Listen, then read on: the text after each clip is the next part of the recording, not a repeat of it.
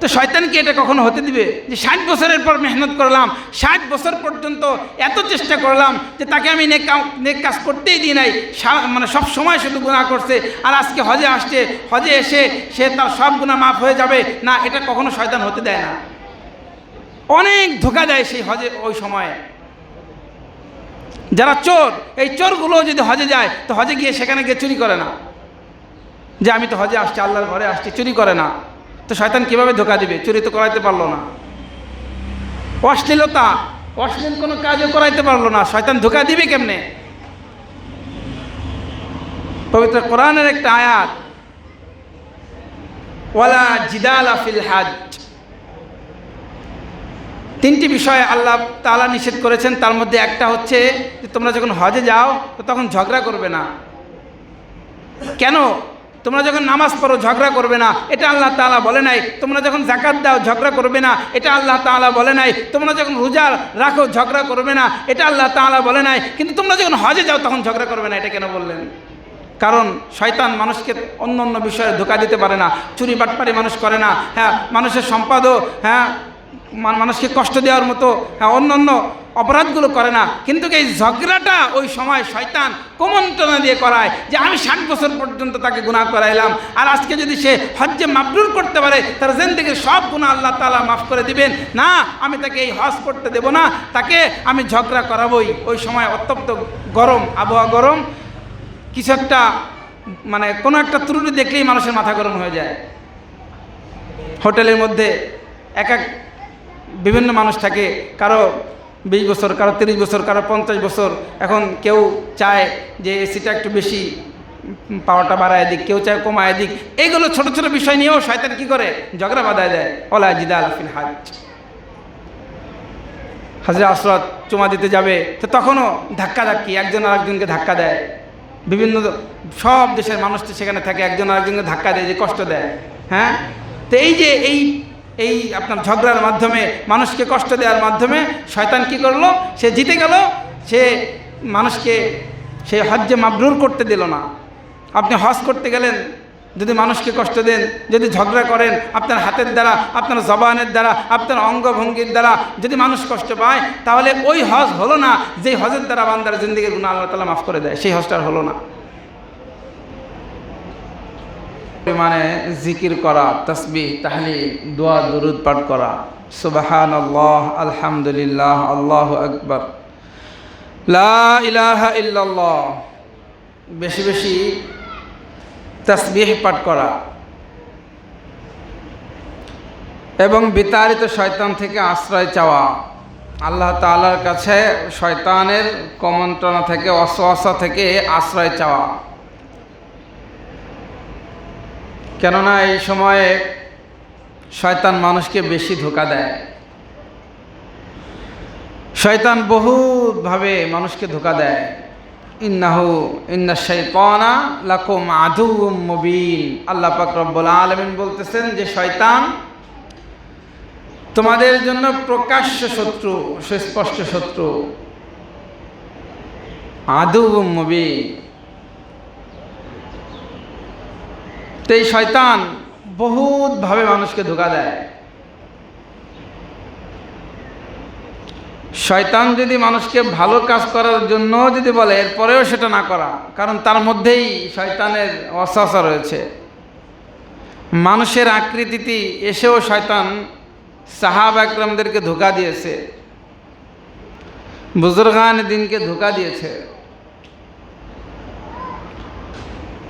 হযরতে আমির মুআবিয়া রাদিয়াল্লাহু তাআলা আনহু, ওনাকেও শয়তান ধোঁকা দিয়েছিল। উনি এমন একজন সাহাবী, যেই সাহাবীর মাধ্যমে, যেই বিশেষ 5 জন সাহাবীর মাধ্যমে আল্লাহ রাসূল সাল্লাল্লাহু আলাইহি ওয়াসাল্লাম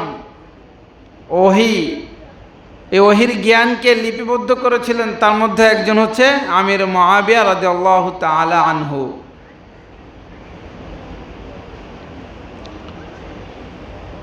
এই আমির মুআবিয়া রাদিয়াল্লাহু তাআলা আনহু জীবনে কোনোদিন তাহাজ্জুদের নামাজ ছাড়ে নাই।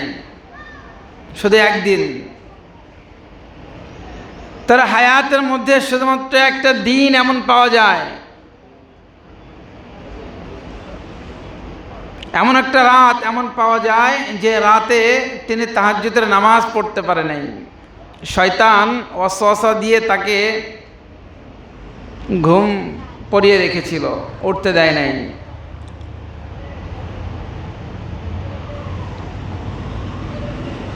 তো একটা রাত তিনি তাহাজ্জুদের নামাজ পড়তে পারে নাই। এ কারণে এই ব্যথায় এত পরিমাণ তিনি কান্না করেছিলেন। পুরাটা দিন, রাত অতিক্রম করার পর পুরাটা দিন তিনি কাঁদতেছিলেন। তার চোখ দিয়ে অঝরে পানি পড়তেছিল। হায়, আমি একটা দিন তাহাজ্জুদের নামাজ পড়তে পারলাম না। এটা তো তাহাজ্জুদের নামাজ, ফরজ না, ওয়াজিব না। এরপরেও যদি আল্লাহর নবীর সাহাবী আমির মুআবিয়া রাদিয়াল্লাহু তাআলা আনহু এই পরিমাণ কান্নাকাটি করে, তাহলে আমাদের কি অবস্থা? আমরা তো নামাজ পড়তেছি না। সপ্তাহে একদিন শুক্রবার 5 ওয়াক্ত নামাজ, বহু মানুষ কয়জন ফজরের নামাজ পড়তেছে, বহু ফরজ আমরা আদায় করতেছি না। হজ ফরজ হইতেছে, এরপরেও সেই ফরজ হজ আমরা আদায় করতেছি না। কুরবানি, অর্থ সম্পদ থাকার পরেও মানুষ কুরবানি করতেছে না। ওয়াজিব আমল সে কি তরফ করতেছে। কত ফরজ, ওয়াজিব, সুন্নাত আমরা ছেড়ে দিতেছি। হাজার হাজার ওয়াক্তের নামাজ এখন আমাদের কাজা, কোনো অনুশোচনা নেই। অথচ আমির মুআবিয়া রাদিয়াল্লাহু তাআলা আনহু একটা রাত তিনি তাহাজ্জুদের নামাজ পড়তে পারে নাই তার জীবনে। এই জন্য এত বেশি কান্না করতেছিলেন। কান্না করতে করতে করতে চোখের পানির দাম তো আল্লাহ তাআলার কাছে সীমাহীন, অনেক বেশি। এত বেশি কান্না করতেছিলেন যে সেই এক রাত তাহাজ্জুদের নামাজ পড়ে আর আল্লাহ তাআলার কাছ থেকে কতটুকু নৈকট্য পেত। একদিন কান্না করে এর চেয়েও অনেক বেশি আল্লাহ তাআলার নৈকট্য সে অর্জন করে ফেলেছে। এত বেশি আল্লাহ তাআলার কাছে চলে গেল একদিন কান্নাকাটি করে। এটা তো আর শয়তানের সহ্য হইতেছে না। ইন্নাহু লাকুম আদুউম মুবিন। শয়তান তো মানুষের প্রকাশ্য শত্রু। শয়তানের আর সহ্য হইতেছে না। না, এই লোকটারে আর তাহাজ্জুদের সময় ঘুম পড়ায় রাখা যাবে না। যদি তাহাজ্জুদের সময় ঘুমায় থাকে, তাহাজ্জুদ যদি পড়তে না পারে, পরের দিন তো আবার কান্নাকাটি করবে। এই জন্য শয়তান নিজে এসে আমির মুআবিয়া রাদিয়াল্লাহু তাআলা আনহুকে জাগ্রত করে দিতেন।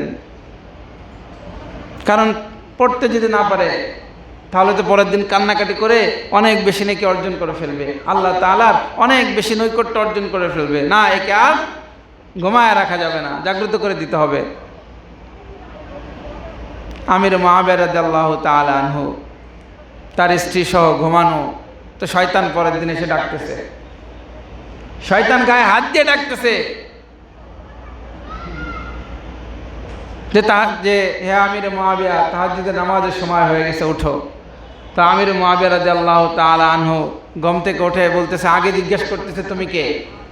তো সে তো আর পরিচয় দিতেছে না। শয়তান বলতেছে, আমার রুমে, আমার কামরা, আমার স্ত্রী, এখানে তুমি কে? খুব জোরাজুরি করলো। তো তখন তারপরে পরিচয় দিতেছে যে আমি ইবলিস, আমি শয়তান। বলতেছে, শয়তানের কাজ তো আর নামাজের জন্য জাগ্রত করে দেওয়া না, তো আমাকে নামাজের জন্য, তাহাজ্জুদের জন্য জাগ্রত করে কেন দিতেছ? তো ইবলিস, শয়তান বলতেছে, হে আমির মুআবিয়া, গত রাতে তুমি নামাজের জন্য তোমাকে আমি উঠতে দিই নাই, তারপরের দিন যে তুমি এই পরিমাণ কান্নাকাটি করছো, এটা আল্লাহ তাআলার কাছে অনেক অনেক বেশি হয়ে গেছে। 20 বছর তাহাজ্জুদের নামাজ পড়েও তুমি অতটা নৈকট্য আল্লাহ তাআলার কাছ থেকে অর্জন করতে পারতে না। একদিন কান্না করে যেই পরিমাণ নৈকট্য অর্জন করছো, তুমি যেন আল্লাহর কাছে অত বেশি কাছে যেতে না পারো, এই জন্য আমি তাহাজ্জুদের জন্য তোমাকে উঠাই দিতে আসছি। তো ইন্নাহু লাকুম আদুউম মুবিন। কিভাবে শয়তান মানুষকে ধোঁকা দেয় যেন আল্লাহর কাছে যেতে না পারে। নাম শুনেছেন ইমাম গাজ্জালি রাহমাতুল্লাহি আলাইহি, ওনাকেও শয়তান আসছে ধোঁকা দিতে। আল্লাহু আকবার। বড় আলেম, শয়তান ধোঁকা দিতে আসছে। শয়তান সাধারণ মানুষকে সহজে ধোঁকা দিতে পারে, কিন্তু আলেমকে সহজে ধোঁকা দিতে পারে না। তো তাহাজ্জুদের নামাজের পর জিকির করতেছে ইমাম গাজ্জালী রাহমাতুল্লাহ আলাইহি, অন্ধকার জিকির করতেছে। এখন শয়তান করছে কি, বাইরে থেকে, দরজার বাইরে থেকে ডাকতেছে, হে আফেল বাইতে ইমাম গাজ্জালী, হে ইমাম গাজ্জালী, তুমি কি ঘরের মধ্যে আসো? তো বলতেছে, হ্যাঁ আমি তো ঘরের মধ্যে আসি। বলতেছে, তুমি কে? কা আনা রব্বি। আর বলতেছে, আমি রব। আনা রব্বুকা, তোমার রব আল্লাহ। ইমাম গাজ্জালীকে ডাকতে আসছে। এখন সে তো আলেম, সে তো বুঝে ফেলছে। বলতেছে, কি জন্য আসছেন? বলতেছে, তুমি অনেক বেশি নামাজ পড়ে ফেলছো, অনেক বেশি জিকির আজকার, অনেক বেশি দোয়া দুরুদ, অনেক বেশি তাসবিহ তাহলিল, অনেক কোরআন তেলাওয়াত, অনেক কিছু করছো। তোমার আর নামাজ পড়তে হবে না, তোমার আর জিকির আজকার কিছুই করতে হবে না। আসো, আমি তোমার সিদরাতুল মুনতাহা নেওয়ার জন্য চলে আসছি। তো তিনি তো সাধারণ মানুষ না, আলেম, সে তো বুঝে ফেলছে যে এটা তো শয়তান। তো শয়তান মানুষের আকৃতির ধারণ করেও মানুষকে ধোঁকা দিছে। তো ইমাম গাজ্জালী রাহমাতুল্লাহ আলাইহি মাথা থেকে এক লাঠি নিয়ে বাইরে আসে, তার পিঠের উপর ইচ্ছা মতো আঘাত করছে। এবার সে মার খেয়ে দৌড়াতে চলে যেতেছে।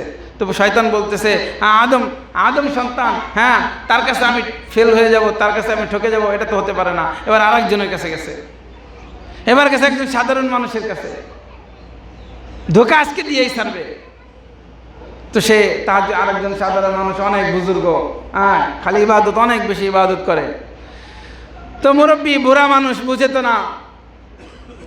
তো সে ইবাদত করতেছে, শয়তান বাইরে দরজার পাশে এসে ডাকতেছে, হে আমি তোমার রব, আমি তোমাকে নিতে আসছি, সিদরাতুল মুনতাহায় তোমাকে আমি নিয়ে যাবো, আসো। আর তোমার নামাজ পড়তে হবে না, অনেক বেশি নামাজ পড়ছো, আমি আল্লাহ, আমি তোমার রব, তোমার পর খুশি হয়ে গেছে, আর নামাজ পড়তে হবে না, আসো। তো বুড়া মানুষ তো বুঝে না, মনে করছে সত্যি আল্লাহ চলে আসছে, এমন সুমধুর কণ্ঠে তাকে ডাক দিছে। তো বাইরে আসছে। বাইরে আসার পর সে শয়তান আরেকজনের গাধা একটা নিয়ে আসছে। বলতেছে, এটা হলো তোমার বুরাক, এই বুরাকে নিয়ে তোমাকে নিয়ে সিদরাতুল মুনতাহায় যেমন। তো বুরাক আরেকজনের বুরাক নিয়ে আসছে। এখন সে তো বুড়া মানুষ, বুঝে না। বুরাকে উঠছে, উঠার পরে সে ওই গাধাটা, শয়তানের এই বুরাকটা ময়লা আবর্জনা, জঙ্গল কাটা, হ্যাঁ এই সমস্ত আবর্জনা কাটা দ্বারা জঙ্গলের ভিতর দিয়ে আসতে পাশতে ঘুরতেছে। তার টুপি পরে যায়, পাগড়ি পরে যায়, হ্যাঁ জামা পায়জামা সব খুলে যেতেছে। বলতেছে, আমার তো সব তো গাছের সাথে লেগে, কাটার সাথে লেগে জামা পায়জামা সব খুলে যেতেছে। সে শয়তান বলতেছে, সমস্যা নাই, জান্নাতের মধ্যে তোমাকে উত্তম পোশাক দেওয়া হবে। ধোঁকা কিভাবে দিতেছে! এভাবে ঘুরতে রাত চলে যাইতেছে। আজান যখন হয়ে যায়, শয়তান তো তখন পালায়া যায়। তো আজানের সময় শয়তান কি করতেছে, আজান দিছে, শয়তান তারা এক ময়লা আবর্জনা এক গোয়াল ঘরে, ওই বুড়া লোকের গোয়াল ঘরের মধ্যে তারা রেখে দিছে। বলতেছে, তুমি একটু থাকো, আমি আসতেছি। তো সে মনে করছে, মনে হয় একটু পরে আবার আসবে। আজানের সাথে সাথে শয়তান তো ভাগছে। এবার সে ময়লা আবর্জনার মধ্যে বুড়াকে রেখে দিছে। বুড়ি ঘুম থেকে উঠছে, দেখে যে আমার পাশে তো বুড়া নাই, গেল কোথায়? খুঁজতে গোয়াল ঘরের মধ্যে যায়, দেখে এই ময়লা আবর্জনার মধ্যে। বলতেছে, ওখানে কে? বলতেছে, আমি অমক। বলতেছে, এখানে কি করো? আল্লাহর সাথে দেখা করবো, সিদরাতুল মুনতাহায় যাবো, এই জন্য এখানে আসছি। তো বুড়ি হাসে বলতেছে, এটা সিদরাতুল মুনতাহা না, এটা তো গবরাতুল মুনতাহা। তো এভাবে শয়তান মানুষকে বহু রকম ধোঁকা দেয়। সবচেয়ে বেশি ধোঁকা দেয় জিলহজ মাসে। জিলহজ মাসে খুব আজীব কিভাবে মানুষকে ধোঁকা দেয় শয়তান। যাদের উপর হজ ফরজ, তো শয়তান তাদেরকে ধোঁকা দেয় যে এখন তো না, আর কয়দিন পরে কইল হজ, এখনো তো বয়স 30-35 বছর, আরো অনেক দিন বাঁচবা। হজ ফরজ হয়েছে, কি হয়েছে? চুল দাড়ি পাকুক, ছেলে মেয়ে বিয়ে দেওয়ার পরে তারপরে হজ করো। কিছুদিন আগেও একজন অনেক সম্পদওয়ালা ব্যক্তি জিজ্ঞেস করতেছিলাম, হজ করেন না কেন? বলতেছে, ছেলে মেয়ে বিয়ে দিয়ে নিই, তারপরে হজ করবো, ফ্রি হয়ে হজ করবো। অথচ আল্লাহর হাবিব সাল্লাল্লাহু আলাইহি ওয়াসাল্লাম বলেছেন, মান আরাদাল হাজ্জা ফাল ইয়াতাআজ্জাল। যখন তোমার উপর হজ ফরজ হয়, যখন তুমি হজ করার ইচ্ছা করো, দেরি করো না, সাথে সাথে তৎক্ষণাৎ তোমার হজ তুমি আদায় করে ফেলো। কেননা এমনও হতে পারে এখন তোমার শরীর সুস্থ আছে, পরবর্তীতে তোমার শরীর সুস্থ থাকবে না। এমনও হতে পারে এখন পরিবেশ ভালো, পরবর্তীতে করোনা আসবে, করোনার পরে আর হজ করতে পারবা না। বহু মানুষ করোনার আগে সে সচ্ছল ছিল সম্পদের দিক থেকে, সুস্থ ছিল শারীরিক দিক থেকে, করোনার পরে দেখা গেছে তার সচ্ছলতা হারায় গেছে। তার সম্পদ ছিল অনেক, কিন্তু এখন আর নাই। করোনার সময় অনেক বিপদ আপদ গেছে, টাকা পয়সা শেষ হয়ে গেছে, এখন হজ করার সেই অর্থ তার আর নাই। হাজার হাজার মানুষের এমন হয়। এই জন্য আল্লাহ রাসূল সাল্লাল্লাহু আলাইহি ওয়াসাল্লাম বলেছেন যে তুমি যখন হজ করার ইচ্ছা করবে তখন সাথে সাথে তোমার হজ আদায় করে ফেলবে। মান আরাদাল হাজ্জা ফালিয়াতাআজ্জাল, সাথে সাথে তৎক্ষণাৎ তুমি আদায় করে ফেলো। পরে আর নাও করতে পারো, তোমার শরীরে বার্ধক্য চলে আসতে পারে, দুর্বলতা চলে আসতে পারে, অসুস্থতা চলে আসতে পারে, তোমার শরীরের সেই শক্তি হারায় ফেলতে পারো, অন্যান্য বিপদ বালা মুসিবতের মধ্যে তুমি পড়ে যেতে পারো। এই জন্য হজ যখন ফরজ হয় সাথে সাথে হজ আদায় করে ফেলা। কেননা অন্যান্য ইবাদত ভিন্ন রকম, কিন্তু হজটা এমন একটা ইবাদত, যেমন আপনার উপরে যাকাত ওয়াজিব হয়েছে, কিন্তু 26 সালে যাকাত ওয়াজিব হয়ে গেছে, 27 সালে আপনার সেই অর্থ আপনার ওই পরিমাণ সম্পদ নাই, যাকাতের নেশাব পরিমাণ মালিক আপনি না, কিন্তু তখন আপনি যাকাত দেওয়া আপনার জন্য ফরজ না, আপনি উল্টো যাকাত গ্রহণ করতে পারবেন, নিতে পারবেন আরেকজনের কাছ থেকে। কিন্তু হজ এটা এমন একটা ইবাদত, একবার যদি এটা আপনার উপর ফরজ হয়ে যায়, ওই পরিমাণ সম্পদ যদি থাকে এবং 26 সালে এই পরিমাণ সম্পদ আপনার আছে, হজ করার মতো সম্পদ আছে, কিন্তু 27 সালে আর সেই সম্পদ নাই, এমনকি জীবনের শেষ পর্যন্ত কোনো দিন আর সেই সম্পদ হয় নাই, এত বেশি টাকা হয় নাই যে আপনি হজ করতে যাবেন। কিন্তু ওই যে জীবনে একবার যে ফরজ হয়েছিল, এই জন্য সেই ফরজটা আর জীবনে কোনো দিন আপনার উপর থেকে এই ফরজটা সাকেত হবে না, এটা কখনোই রহিত হবে না, এটা আপনার করতেই হবে। যদি না করেন ফরজ তরক করার গুনাহগার হতে হবে। তাহলে একবার যদি ফরজ হয়ে যায় এটা আর কখনো সাকেত হবে না। সেই জন্য মান আরাদাল হাজ্জা ফালিয়াতাআজ্জাল, যখনই এটা ওয়াজিব হয় তখনই এটা হজ করে ফেলা, যখনই আপনি নিয়ত করবেন তখন এটা করে ফেলবেন। পরবর্তীতে করব এমন ধ্যান ধারণা যেন না আসে। আল্লাহর হাবিব সাল্লাল্লাহু আলাইহি ওয়াসাল্লাম বলতেছেন, কোনো ব্যক্তির পর হজ ফরজ হয়েছে যে আল্লাহ তাআলা তাকে সেই সক্ষমতা দিয়েছে, অর্থ দিয়েছে, শারীরিক সুস্থতা দিয়েছে, আর্থিক সচ্ছলতা দিয়েছে, দেওয়ার পরে 5 বছর অতিবাহিত হয়েছে, 5 বছর সে অতিক্রম করেছে সুস্থতা নিয়ে, অর্থ নিয়ে, যে এই পরিমাণ অর্থ তার আছে, হজ করে আসতে পারবে, এমন 5 বছর সে অতিক্রম করে ফেলছে। এরপরেও যদি হজ না করে, আল্লাহ রাসূল সাল্লাল্লাহু আলাইহি ওয়াসাল্লাম বলতেছেন, এই বান্দা সে ইহুদি হয়ে মরুক কিংবা খ্রিস্টান হয়ে মরুক, আমি নবীর দেখার বিষয় না। 5 বছর অতিক্রম করে ফেলছে, এরপরেও যদি হজ না করে, আল্লাহ রাসূল তার ব্যাপারে কোনো ভ্রুক্ষেপ করবে না। আল্লাহ রাসূল সাল্লাল্লাহু আলাইহি ওয়াসাল্লামের শাফাআত ছাড়া আমাদের জান্নাতে যাওয়ার কোনো ব্যবস্থাই নাই, অথচ সেই রাসূল আমাদের ব্যাপারে হাল ছেড়ে দিতেছেন, আর কোনো দায়িত্ব থাকবে না। এই জন্য 5 বছরের অতিক্রম যেন আমাদের কারো না হয়। কোন ব্যক্তি হজ, কার উপর হজ ফরজ? ওই ব্যক্তির উপর হজ ফরজ যে ব্যক্তি নাকি এই পরিমাণ সম্পদ আছে যে তার বাড়িতে তার ছেলে মেয়ে, তার স্ত্রী, তারা ভালোভাবে চলতে পারবে, খরচাদি সব কিছুর ব্যবস্থা যদি আপনি করে থুয়ে গেলেন, আবার হজ করতে গেলেন, হজ করে সেখানে যত খরচ, আবার হজ করে আসবেন, আসার পরে খরচ, আবার আসার পরে কোনো সংকটের মুখে না পড়েন, এই পরিমাণ সম্পদ যদি থাকে, অর্থাৎ আপনার এত টাকা আছে যে আপনি হজ করতে যত টাকা লাগে সব আপনার ব্যবস্থা আপনার আছে, ও সেখানের খরচ, আসার পরে কোনো সংকটের মধ্যে না পড়েন, এই পরিমাণ টাকা সব কিছু আপনার কাছে আছে, পরিবার চালানোর মতো সব টাকা আছে, এর ঊর্ধ্বে মানে এই পরিমাণ টাকা যদি কারো কাছে থাকে তাহলে তার জন্য হজ ফরজ। আবার যদি এমন হয় যে এই পরিমাণ টাকা আপনার কাছে আছে, হজ করতে গেলেন, আবার সেখানে যত খরচ সেটাও আছে, আসার খরচও আছে, কিন্তু আইসে আপনি বিপদের মধ্যে পড়ে যাবেন, তখনও আপনার পর হজ ফরজ না। ছেলেমেয়ের খাবার দিতে পারতেছেন না, স্ত্রীর ভরণ পোষণ দিতে পারতেছেন না, তখনও আপনার উপর কি হজ ফরজ না।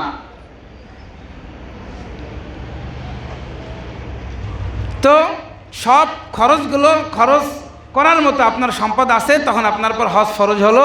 এই অবস্থায় আপনি 5 বছর অতিক্রম করলেন, এই অবস্থায় 5 বছর অতিক্রম করলেন, এর 5 বছর হয়ে গেছে, এর পরেও হজ করতেছেন না, তো তার ব্যাপারে আল্লাহ রাসূলের এই ঘোষণা যে সে ইহুদি হয়ে মরুক না খ্রিস্টান হয়ে মরুক, আমি নবীর কোনো দেখার বিষয় না। এই জন্য হজ যাদের ফরজ হয়েছে আমরা কি করব? হজ আদায় করে ফেলবো, দেরি করব না। আবার দেখেন অনেক মানুষ হজে যায়, তো হজে গিয়ে তো কেউ অপরাধ মানে মানুষ তেমন একটা গালিগালাজও করে না, অপরাধও করে না, হ্যাঁ, অন্যান্য গুনার সাথেও লিপ্ত হয় না। তো শয়তান 50-60 বছর, বেশিরভাগ মানুষ দেখা যায় জীবনের শেষ দিকে হজ করে। এখন একটা মানুষ জীবনের শেষ দিকে হজ করতেছে, 60 বছর পর্যন্ত শয়তান ওই মানুষটাকে ধোঁকা দিছে, ধোঁকা দিয়ে গুনার পথেই রাখছে, শুধু গুনাহ করছে 60 বছর। তো শয়তান তার পিছনে কত পরিশ্রম করছে, অনেক পরিশ্রম করছে, পরিশ্রম করে তাকে নেক আমল আর করতে দেয় নাই। অথচ কেউ যদি কবুল হজ করতে পারে, হজ্জে মাবরুর যদি করতে পারে, তো আল্লাহ রাসূল সাল্লাল্লাহু আলাইহি ওয়াসাল্লামের ঘোষণা, তো তার জিন্দেগির সব গুনাহ আল্লাহ তাআলা মাফ করে দিবেন।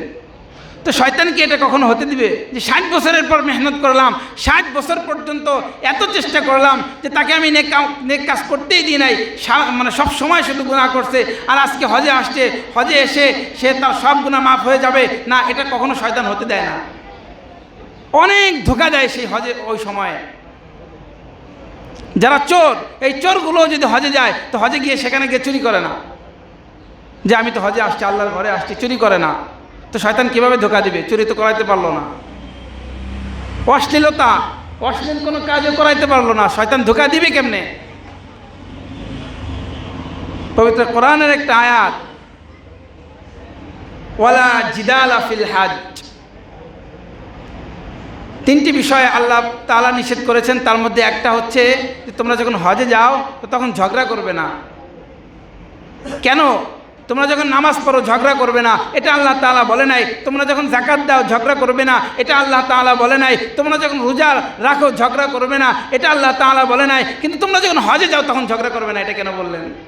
কারণ শয়তান মানুষকে অন্য অন্য বিষয়ে ধোঁকা দিতে পারে না, চুরি বাটপারি মানুষ করে না, হ্যাঁ, মানুষের সম্পদও, হ্যাঁ, মানুষকে কষ্ট দেওয়ার মতো, হ্যাঁ, অন্য অন্য অপরাধগুলো করে না। কিন্তু এই ঝগড়াটা ওই সময় শয়তান কুমন্ত্রণা দিয়ে করায় যে আমি 60 বছর পর্যন্ত তাকে গুনাহ করাইলাম, আর আজকে যদি সে হজ্জে মাবরুর করতে পারে তার জিন্দেগির সব গুনাহ আল্লাহ তাআলা মাফ করে দিবেন।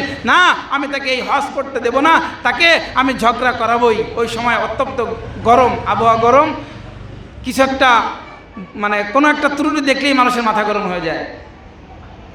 হোটেলের মধ্যে এক বিভিন্ন মানুষ থাকে, কারো 20 বছর, কারো 30 বছর, কারো 50 বছর। এখন কেউ চায় যে এসিটা একটু বেশি পাওয়ারটা বাড়ায় দিক, কেউ চায় কমায় দিক। এইগুলো ছোট ছোট বিষয় নিয়েও শয়তান কি করে? ঝগড়া বাঁধায় দেয়। ওয়ালা জিদালা ফিল হজ, হাজরে আসওয়াদ চুমা দিতে যাবে, তো তখনও ধাক্কাধাক্কি, একজন আরেকজনকে ধাক্কা দেয়।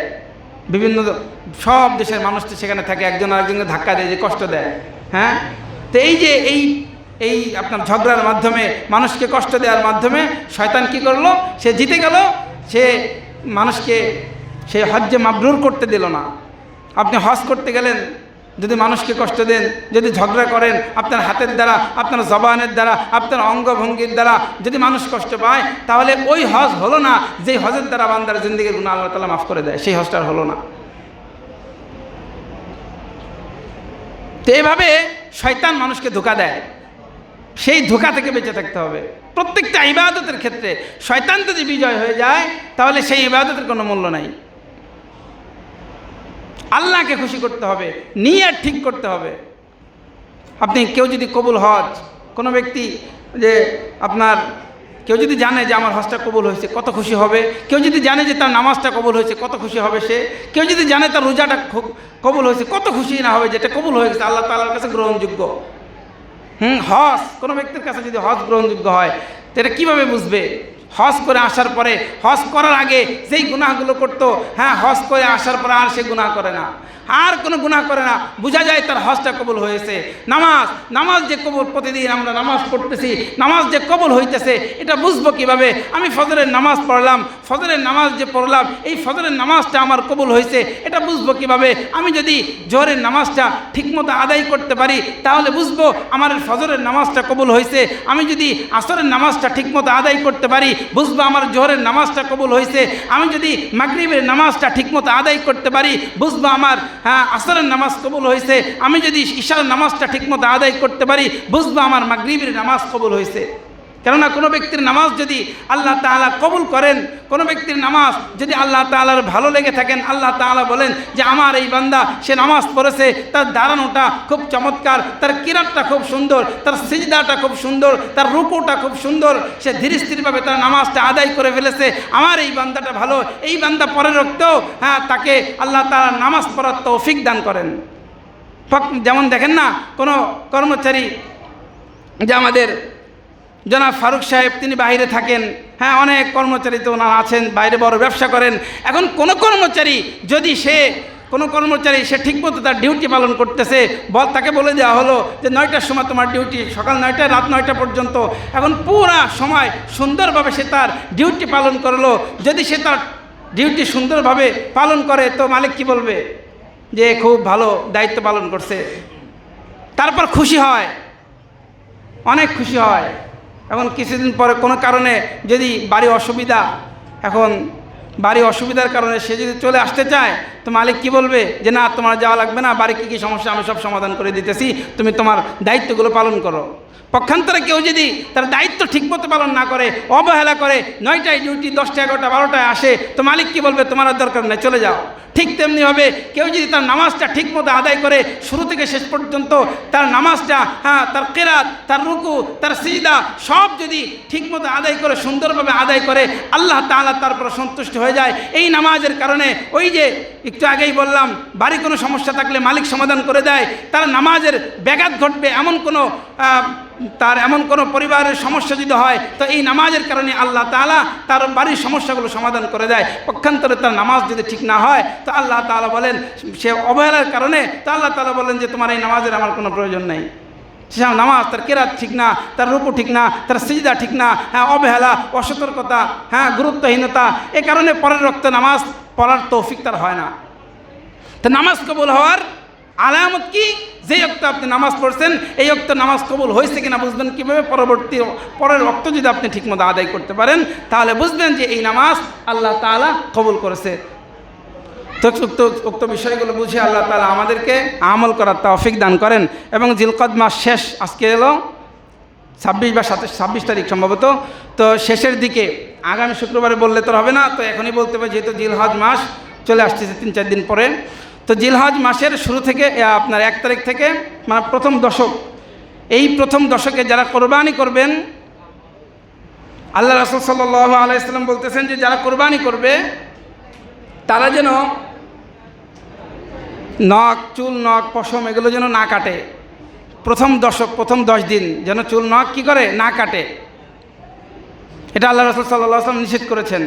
তো আরেকজন সাহাবী সেও আসছে, আইসে তার হালাত, তার পরিবারের অবস্থাটা বলার পরে আল্লাহ রাসূল বলতেছে, না, তোমার পর কোরবানি ওয়াজিব না, তোমার কোরবানি করতে হবে না, তবে তুমিও নখ কাটবা না, পশম কাটবা না, চুল, নখ কোনো কিছু কাটবা না, তাহলে কোরবানির সমপরিমাণ সওয়াব আল্লাহ তাআলা তোমার আমলনামায় লিখে দেবেন। বলেন না সুবহানাল্লাহ। আব্দুল্লাহ ইবনে ওমর রাদিয়াল্লাহু তাআলা এক জায়গায় যে হাইটে যাইতেছে, তো দেখে যে একজন তার ছোট বাচ্চা, অপ্রাপ্তবয়স্ক নাবালেগ শিশু, তার নখ কাটতেছে। এটা বাধ্যতামূলক কোনো বিষয় না, কিন্তু তো এরপরেও তিনি নিষেধ করলেন। আব্দুল্লাহ ইবনে ওমর রাদিয়াল্লাহু তাআলা নিষেধ করেছেন। তো অপ্রাপ্তবয়স্ক বাচ্চা যারা, এদের ব্যাপারে বাধ্যতামূলক কোনো কিছু না, কিন্তু তারপরেও অভ্যাসের জন্য হলেও তাদের চুল, নখও কাটবেন না। তাহলে কবে থেকে? জিলহজ মাসের শুরু থেকে, অর্থাৎ 1 তারিখ থেকে কোরবানির নামাজ আদায় করবার আগ পর্যন্ত এই সময়ের যে বিশেষ যে আমলটা, আমরা চুল, নখ কেউ কাটবো না, আগে থেকেই আমরা কি করব? কেটে ফেলবো। আজকে হলো জিলকদ মাসের 26 তারিখ, 27, 28, 29, 29 মাস হতে পারে, 30 হতে পারে। এই 2-3 দিনের মধ্যে আমাদের চুল, নখ যা কাটার কেটে ফেলবো, এরপরে আর কাটবো না। ঈদের নামাজ, ঈদুল আজহার নামাজ পড়ার পর কাটবো। এ হলো একটা। আরেকটা বিষয় হলো রোজা। এই প্রথম দশকের রোজা, এটা আল্লাহ তাআলার কাছে অত্যন্ত গুরুত্বপূর্ণ। এই প্রথম দশকের রোজা কেউ মিস করব না। সবাই এই প্রথম দশকের রোজাটা আমরা রাখার চেষ্টা করব। বিশেষ করে আরাফার দিনের রোজা। আরাফার দিন এটা মুখ্য উদ্দেশ্য না, জিলহজ মাসের 9 তারিখের রোজাটা হচ্ছে, আমরা তো আরাফার রোজা বলি, কিন্তু মূল উদ্দেশ্য হচ্ছে জিলহজ মাসের 9 তারিখের রোজা, আরাফার দিন বলা হয়। তো ওই দিনের রোজা 9 তারিখ, জিলহজ মাসের 9 তারিখের রোজা যদি কেউ রাখে, আল্লাহ রাসূল সাল্লাল্লাহু আলাইহি সাল্লাম বলতেছেন যে এই রোজা রাখার কারণে তার পূর্বের 1 বছরের গুনাহ এবং পরবর্তী 1 বছরের গুনাহ আল্লাহ তাআলা মাফ করে দেবেন। বলেন না সুবহানাল্লাহ। তাহলে প্রথম দশকে বেশি গুরুত্ব দিব। এই প্রথম দশকের 9টা রোজা, 10 তারিখে তো ঈদুল আজহা, তো প্রথম দশকের 9টা রোজা আমরা রাখবো, বিশেষ করে আরাফার দিনের, হ্যাঁ, জিলহজ মাসের 9 তারিখের রোজা আমরা সবাই রাখার চেষ্টা করবো ইনশাআল্লাহ। আর এই প্রথম দশকে আল্লাহ রাসূল সাল্লাল্লাহু আলাইহি সাল্লাম বিশেষ করে বলেছেন যে আল্লাহ তাআলা তাসবিহ পাঠ করবার জন্য। হ্যাঁ, আমরা আল্লাহ তাআলা তাসবিহ পাঠ করব, সুবহানাল্লাহ, আলহামদুলিল্লাহ, আল্লাহু আকবার, লা ইলাহা ইল্লাল্লাহ, জিকিরগুলো করবে প্রথম দশকে। হ্যাঁ, আরেকটা হলো এই জিলহজ মাসের 9 তারিখ থেকে, আগামী জুমায় বলে দেবো, 9 তারিখ থেকে 13 তারিখ পর্যন্ত, 9 তারিখ ফজরের নামাজের পর থেকে 13 তারিখ আসরের নামাজ পর্যন্ত আমরা আল্লাহু আকবার, লা ইলাহা ইল্লাল্লাহু, আল্লাহু আকবার, ওয়ালিল্লাহিল হামদ, এটা পড়বো। আল্লাহ পাক উক্ত বিষয়গুলো বুঝে আমাদেরকে আমল করার তৌফিক দান করেন। যারা সুন্নাত পড়েনি, ক্বাবলাল জুমা 4 রাকাত সুন্নাত পড়ে নেই।